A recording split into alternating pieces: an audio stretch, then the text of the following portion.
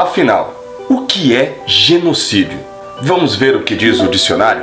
Substantivo masculino: extermínio deliberado, parcial ou total de uma comunidade, grupo étnico, racial ou religioso. Por exemplo, o genocídio de judeus na Segunda Guerra Mundial. Bom, é assim que se define genocídio no dicionário. E essa palavra tem sido cada vez mais comum, ao passo que o número de mortes por Covid cresce em nosso país. Mas qual a razão de um termo normalmente empregado para crimes de guerra ser empregado em uma situação de pandemia no Brasil?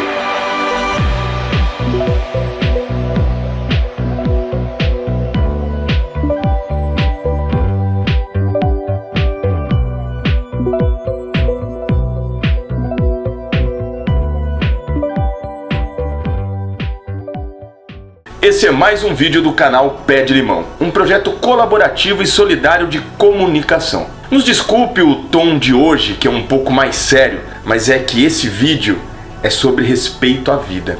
Para entender melhor, vamos lá. A palavra genocídio é uma criação moderna para referir-se a atrocidades cometidas em acontecimentos como o Holocausto. Ela surgiu lá na década de 1940 e foi proposta por um advogado judeu, meu xará, Raphael Lemkin. A palavra aparece em um livro chamado Domínio do Eixo na Europa Ocupada. Esta palavra, então, é o resultado da junção de dois termos, um do idioma grego e outro do latim. Rafa, meu xará, utilizou-se de genus, palavra do grego que significa raça, e cide, palavra do latim que significa matar. Genus e cide, portanto, originam genocídio. A ideia da expressão trata de ações realizadas com o objetivo de exterminar um grupo específico de pessoas. Inclusive, essa explicação foi reforçada pela ministra Carmen Lúcia do STF recentemente. Mas qual a razão de inúmeras figuras importantes chamarem Bolsonaro de genocida? Vamos enumerar apenas algumas ações do presidente que podem levar a essa conclusão. A primeira é a recusa de Bolsonaro e seus ministros na participação do Brasil no consórcio internacional para a compra de vacinas. Aquelas vacinas para enfrentar o crescente número de mortos pela pandemia. E um dia depois do Ministério da Saúde assinar um protocolo de intenção para a compra da vacina contra a Covid-19 produzida pela Sinovac, o presidente mandou cancelar o documento. Jair Bolsonaro disse que o governo não vai comprar a vacina chinesa. Já mandei cancelar, se ele assinou, o presidente sou eu, não abro mão da minha autoridade, até porque estaria, comprando uma vacina que ninguém está interessado por ela. A segunda é sua posição clara e evidente contra as vacinas e as declarações minimizando a pandemia. O presidente Jair Bolsonaro afirmou nesta quinta-feira que não tomará a vacina contra o novo coronavírus. Que queiram tomá-la, eu não vou tomar. Alguns falam que estou dando um péssimo exemplo. Ô, imbecil! Depois da facada não vai ser uma gripezinha que vai me derrubar não, tá ok? Pelo meu histórico de atleta, caso fosse contaminado pelo vírus, nada sentiria ou seria, quando muito, acometido de uma gripezinha ou resfriadinho. A terceira é a propaganda e incentivo de métodos preventivos sem eficácia comprovada contra a Covid-19, como o uso de ivermectina e cloroquina. Eu acredito que mais de 10 ministros, aqui tem um aqui, mais de 10 ministros pegaram a Covid, e se trataram com hidroxicloroquina. E nenhum foi hospitalizado. E eu sempre via do Mandetta, não tem comprovação científica. Ora as bolas, eu sei que não tem. Quando eu tomei, no dia seguinte já estava bom. Não tem comprovação científica que seja eficaz. Mas também não tem comprovação científica que não tem comprovação eficaz. Nem que não tem, nem que tem. O que eu recomendo é o seguinte: procura o médico. Doutor, aplica a hidroxicloroquina, ministra ou não? O médico vai falar alguma coisa, o médico pode falar, vai para casa e deite. E você decide. Você procura outro médico se quiser. Principalmente quando pacientes morriam sem oxigênio em Manaus, em dezembro de 2020. O cara, em vez de resolver a questão do oxigênio, mandou o povo usar cloroquina. A quarta é a clara escolha pela economia ao invés da vida. Vemos Paulo Guedes, o ministro da Economia de Bolsonaro, pautando os ministros da Saúde. Aliás, já estamos no 4º ministro da Saúde em plena pandemia.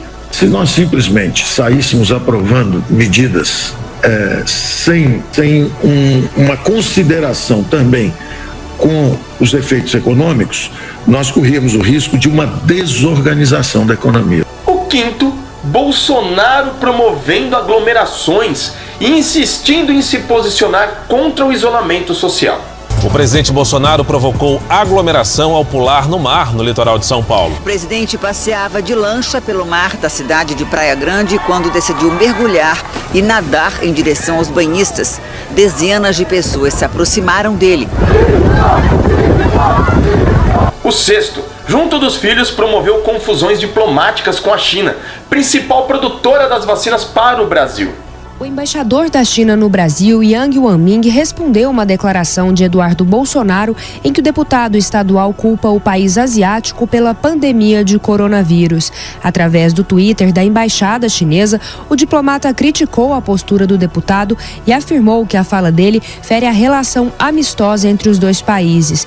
Nas palavras do representante da China no Brasil, ao voltar de Miami, o filho do presidente contraiu o vírus mental que está infectando a amizade entre os povos. Criou rusgas diplomáticas, inclusive com a Índia, ao votar contra a quebra de patente de vacinas. A Índia é a grande responsável pela produção da vacina Oxford AstraZeneca. E ainda entrou em conflito com a Pfizer e se recusou a comprar vacinas, que já estariam disponíveis para todos os brasileiros lá em janeiro, segundo a Pfizer, segundo diversos documentos apresentados já. Faltam vacinas e o governo federal não aceita as cláusulas impostas pela farmacêutica Pfizer. Na Pfizer, está bem claro lá no contrato, nós não nos responsabilizamos por qualquer efeito colateral. Se você virar um jacaré, é problema de você, pô.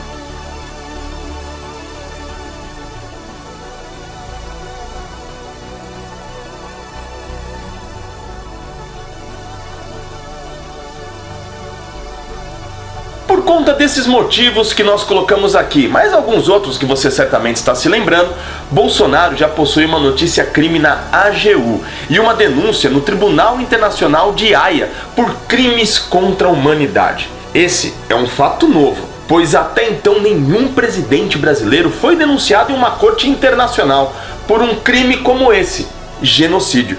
Existem outros motivos que também causam revolta e deixam até a comunidade internacional preocupadíssima com o Brasil. Somos um dos poucos países que o auxílio emergencial foi cortado e depois de meses ainda diminuído a menos da metade, com muitas restrições para que o povo ainda conseguisse pegá-lo. Somos um dos poucos países que o governo federal não apresentou um plano de ações efetivas de combate à pandemia. E só tivemos um plano de vacinação porque o STF exigiu. Somos um dos pouquíssimos países do mundo em que foram necessárias ações fora do governo federal para garantir a compra de vacina por conta da falta de cooperação do governo. Por conta dessas razões, muitas pessoas afirmam que Bolsonaro é sim um genocida, mesmo sabendo que ele não escolheu essa política para atingir um setor ou outro da sociedade, especificando raça, gênero, cor ou religião. A verdade é que o governo empresta milhões para bancos e seus aliados, mas faz cara feia quando se fala em auxílio emergencial. O número de desempregados e moradores de rua, pessoas em situações extremas de pobreza, tem crescido assustadoramente. Enquanto o presidente faz piadas, perdemos todos os dias milhares e milhares de vidas. Bolsonaro vem pregando desde o dia 1º de janeiro de 2019 e mais intensamente durante esta pandemia, algo que até podemos não considerar genocídio, mas certamente é uma política de combate à vida, à sua vida. Esse foi mais um vídeo do canal Pé de Limão. Se você curtiu, se você achou importante o que está aqui, curta, compartilha, manda para os amigos e para os familiares. Ajude o Pé de Limão. Nós estamos aqui para trazer para vocês fatos, sem fake news. Até a próxima.